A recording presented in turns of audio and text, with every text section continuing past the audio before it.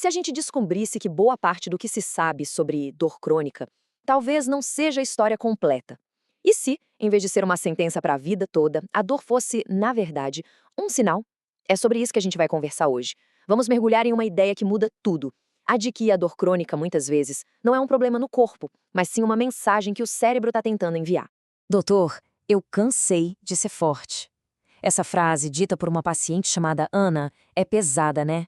Ela carrega o esgotamento de milhões de pessoas. E para o médico que ouviu, foi um verdadeiro soco no estômago. O ponto de partida para uma jornada que virou de cabeça para baixo tudo o que ele entendia sobre a dor.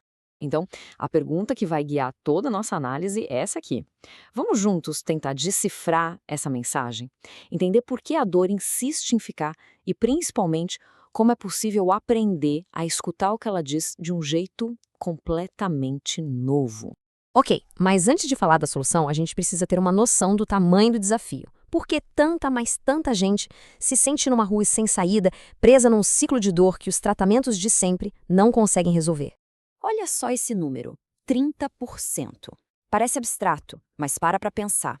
Isso significa que, estatisticamente, 1 em cada 3 pessoas no mundo convive com dor crônica. Não é um problema isolado, é uma verdadeira crise de saúde global e silenciosa. E se a gente der um zoom no Brasil, a situação também é séria. Só a fibromialgia, uma condição que afeta principalmente mulheres, atinge uma fatia enorme da população. E a previsão é que esses números continuem subindo. Foi nesse cenário que a ficha caiu para o médico da Ana. Ele se deu conta de que seguir o protocolo, receitar um remédio atrás do outro, simplesmente não estava funcionando. Ele não estava curando, estava só gerenciando o sofrimento. E aquilo ia contra o juramento dele, contra o propósito de ser médico. E é aqui que a chave vira.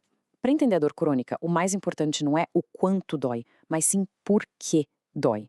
E acontece que existem basicamente 2 tipos de dor, e a diferença entre elas é gigantesca. Para ficar fácil de entender, pensa assim. A dor nociceptiva, essa lá à esquerda, é tipo o alarme de incêndio tocando porque tem fogo. Um osso quebrado, uma inflamação.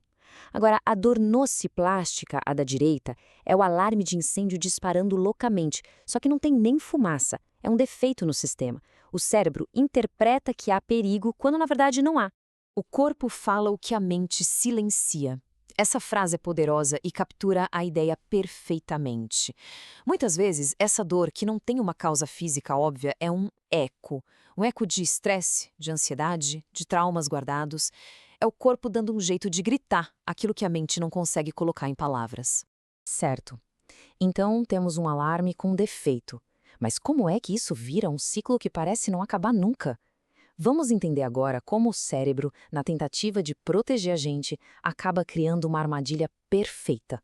O processo é sutil. Começa com uma coisa boba, tipo um friozinho ou um toque mais forte. Algo que antes não era nada, mas para um sistema nervoso que já está sensível, esse sinal é interpretado como uma ameaça. O cérebro entra em pânico e responde da única forma que sabe, com dor. Uma dor real que se espalha pelo corpo. E aí a gente chega no paradoxo mais cruel da dor crônica. A intuição manda a gente lutar contra a dor, certo? Resistir, brigar.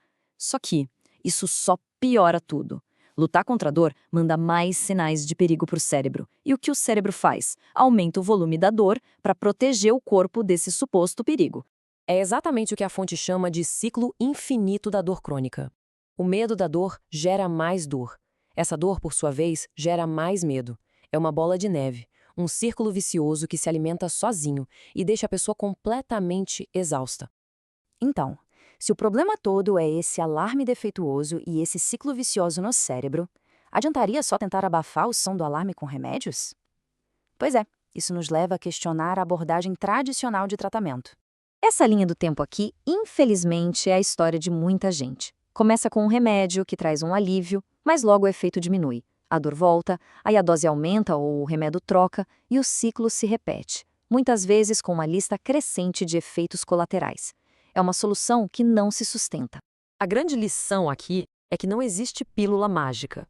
Entender a dor crônica é como montar um quebra-cabeça gigante e super complexo. A medicação é importante, claro, mas é só uma das muitas peças necessárias para a gente conseguir ver a imagem completa. Ok, mas agora vem a parte boa, a parte mais cheia de esperança.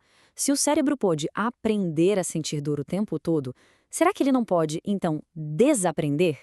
A resposta, felizmente, é um gigantesco sim. A gente pode imaginar que existe uma batalha acontecendo dentro da cabeça. De um lado, o cérebro emocional, que é nosso alarme primitivo, super rápido, que age na base do medo. Do outro, o cérebro racional, que é o nosso presidente, o CEO, que pensa, analisa, acalma. Na dor crônica, é como se o alarme tivesse dado um golpe de estado e assumido o controle.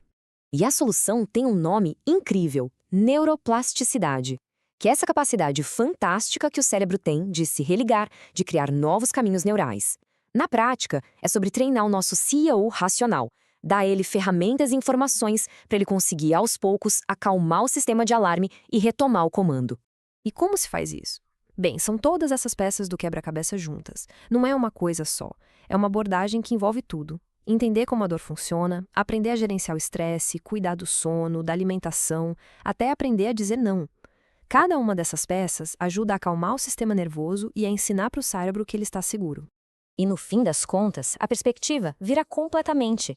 A dor deixa de ser vista como uma inimiga que precisa ser destruída e passa a ser vista como uma mensageira, uma chamada para ação, um convite para finalmente parar e escutar o que o corpo e a mente estão tentando dizer há tanto tempo. A pergunta muda. Não é mais como eu me livro disso, e sim o que essa dor está tentando me ensinar.